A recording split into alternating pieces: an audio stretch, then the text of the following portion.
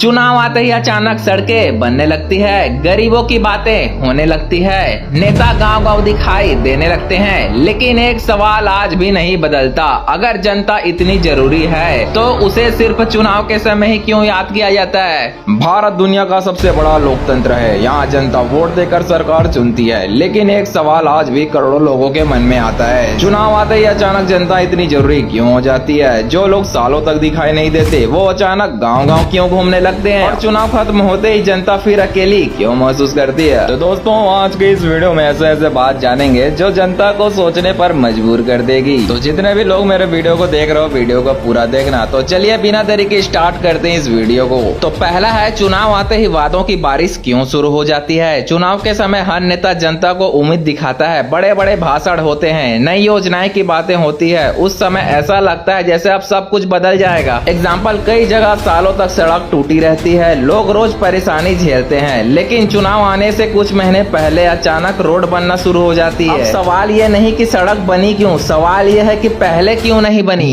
मुझे कोई मतलब नहीं कि चुनाव के पहले रोड क्यों नहीं बनी, लेकिन अभी बन रहा है ना, हाँ ठीक है, मैं वोट उसी को दूंगा। दूसरा है, चुनाव के समय गरीब और किसान सबसे ज्यादा याद क्यों आते हैं। चुनाव के समय नेताओं की स्पीच में गरीब, किसान और मजदूर की बातें सबसे ज्यादा होती है, क्योंकि नेताओं को पता है कि सबसे ज्यादा असर आम जनता पर ही पड़ता है। एग्जाम्पल, कई नेता चुनाव के समय खेतों में जाकर फोटो खिंचवाते हैं, गरीबों के घर खाना खाते हुए वीडियो बनते हैं। मेरे पापा जी की जय हो, चुनाव के टाइम मेरे घर खाना खाना आ गए, वोट तो इसे दूंगा।